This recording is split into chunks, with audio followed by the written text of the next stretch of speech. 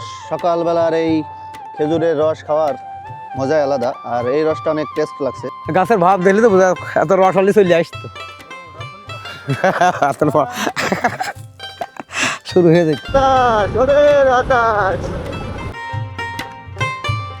আবহমান গ্রাম বাংলায় শীতের সকাল মানেই খেজুরের রস ও নানান রকম পিঠার আয়োজন। সিরা কি খবর, হাঁটাহাঁটি করতেছেন নাকি সকাল সকাল?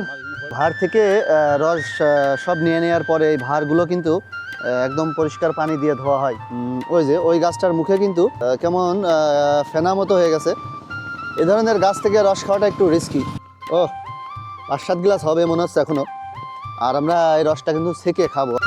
তাই তো গাছিদেরকে খুব ভোরেই রস সংগ্রহ করতে দেখা যায়। এ যেন বাংলার চিরচেনা রূপ।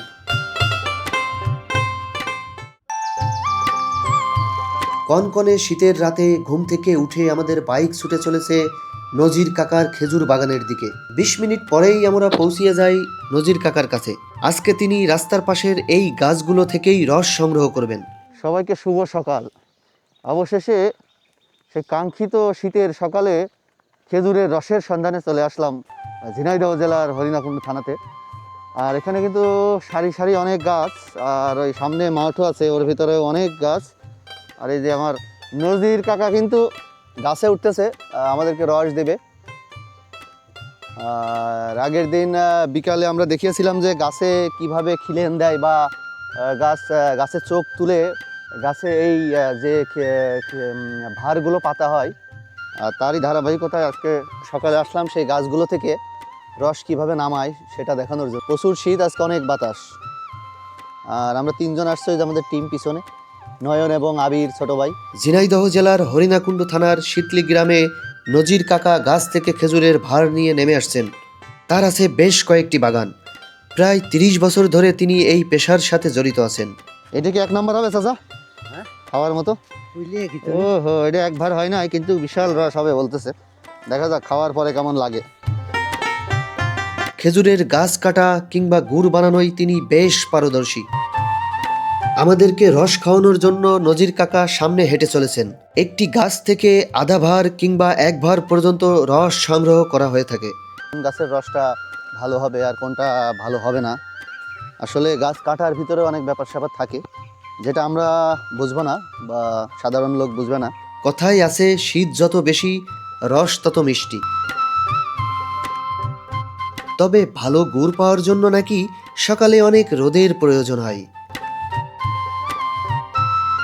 দেখা যাক, আমরা গ্লাস নিয়ে আসছি। কই গ্লাস কই? নাও নাও, গ্লাসে নাও। ছেঁকা লাগবে না? ছেঁকে খাবো না চাচা? হ্যাঁ, ছেঁকে ছাড়া খাওয়া যাবে না নাকি? চাষিরা কি খবর, হাঁটাহাঁটি করতেছেন নাকি সকাল সকাল? হাঁটাহাঁটি না, সবাই রস নিতে আসছে। তাহলে আগে ওখান থেকে ছেঁকে খেয়ে আসি। ওইটা ওর মধ্যে কিছু মশা গিয়েছে, চলো পরে ছেঁকে নেবান। 5-7 গ্লাস হবে মনে হচ্ছে এখনো, আর আমরা এই রসটা কিন্তু ছেঁকে খাবো।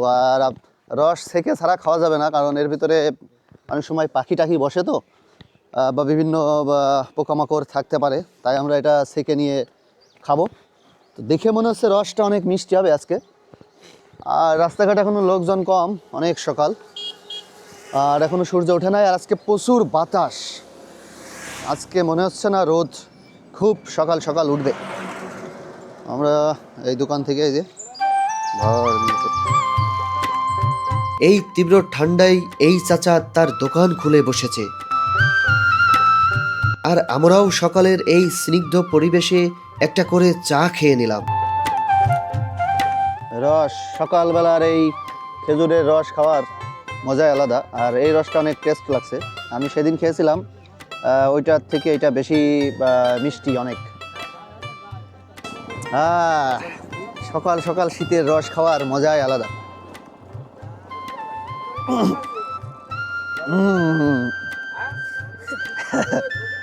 না না, একটু নিয়ে দে দে দে, ঢাল না ঢাল। নয়ন রস ঢালতেছে। হাফ প্যান্ট পরে ঘুমিয়েছিল, তাকে জোর করে উঠাই নিয়ে আসা হইলো, এখন সে খেয়ে বলতেছে যে ভালোই হয়েছে। প্রতি ভার কাঁচা রস বিক্রি হয় 200 থেকে 250 টাকায়। এই কাঁচা রস আগুনে জ্বালিয়ে পরবর্তীতে তৈরি করা হয় খেজুরের গুড়, যা সারা দেশ জুড়ে ব্যাপক সমাদৃত। আর সেই তাহলে গুড় কিন্তু আজকে নিয়ে আসলো না নাকি? কষে গুড় এরপরে কবে আসবো? রসের এত চাপ যে বাসায় নিয়ে যাওয়ার সাথে সাথে এবং এই রাস্তা থেকেই রস সব ফুরাই যাচ্ছে। তা আমরা চাইছিলাম আজকে গুড় বানানো দেখিয়ে গুড় নিয়ে যাওয়ার।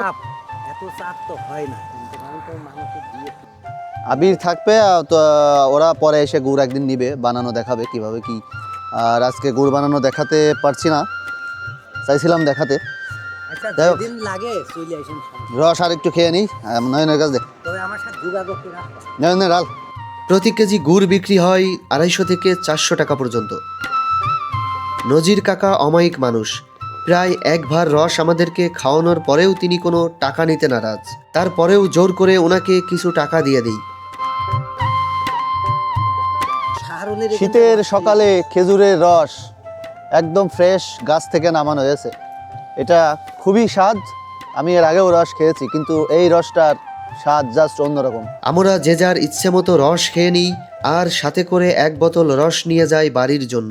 একটা গাছ দেখাই যে এই যে এই গাছটাই মনে হচ্ছে একদম রস ঢাকা না। আমাদের গাছি ভাইদের উচিত যে নেট দিয়ে বা হোক বা খাঁচি করে হোক গাছগুলো এই রসের ভারগুলো ঢেকে দেওয়ার।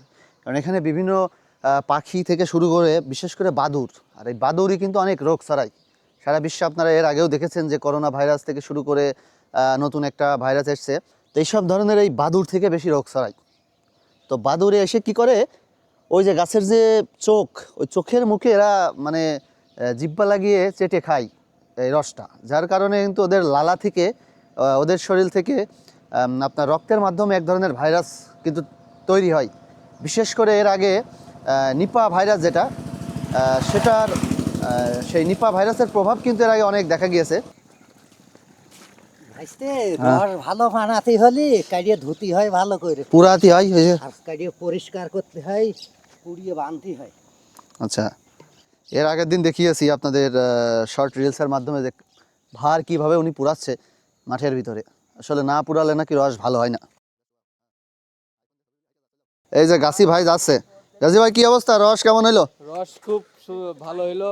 খেয়ে কেমন লাগলো? খেয়ে কেমন লাগছে রস? খেয়ে একদম অস্থির লাগছে। ও বাবু, ভালো গো, কি খবর? এই যে আলহামদুলিল্লাহ ভালো, মনে হচ্ছে নতুন গাছি। হ্যাঁ হ্যাঁ, আমি এই শহরে নতুন গাছি, শিক্ষিত গাছি তো নতুন রস ব্যবসা শুরু করলাম। ও কেমন হচ্ছে রস? নতুন ধান্দা শুরু করলাম। রসের খুব দাম দেখে ভাবলাম চাকরি বাকরি কি অবস্থা হয়, দেশের অবস্থা ভালো না, ভাবলাম নতুন ব্যবসা শুরু করি। না মানে 20 গাছে মোটামুটি 15-20টা গাছ 10 ভার মতো হয়েছে নাকি? সব গাছে তো আর এক ভার করে হয়নি।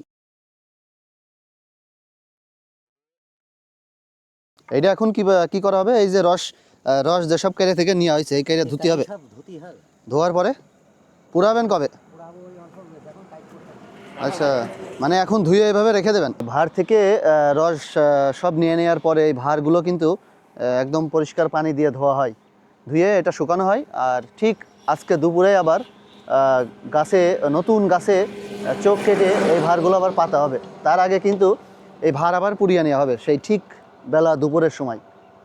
1টা বাজার সাথে সাথে তারা গাছে ভার বাঁধানোর কাজে ব্যস্ত হয়ে যায়। আর তারপরে কিন্তু পরের দিন সকাল পর্যন্ত তাদের ঠিক এই সময় পর্যন্ত আবার অপেক্ষা করা লাগবে ভালো রস পাওয়ার জন্য।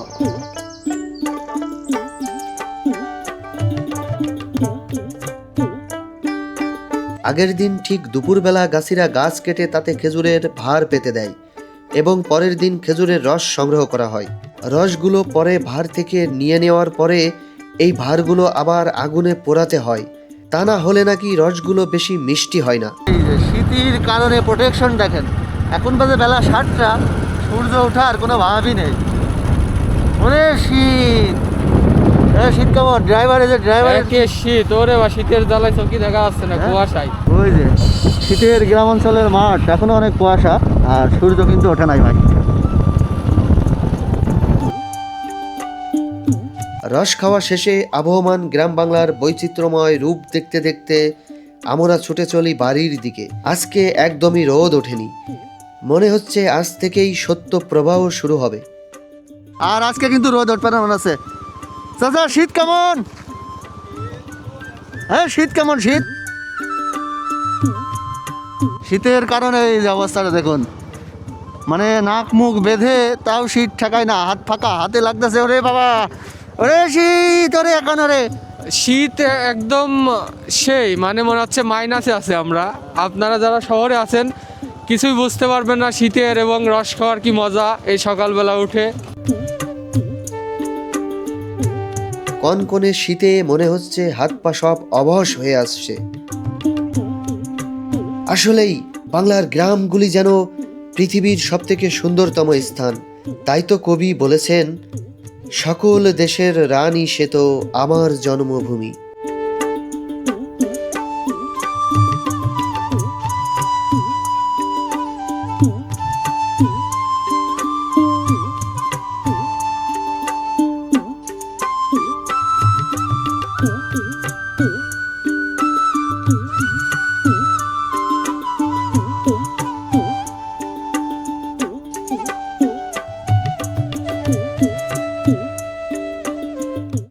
হ্যাঁ চাচা কেমন কাটলাম, কাটা শেষ হইলো আর কি।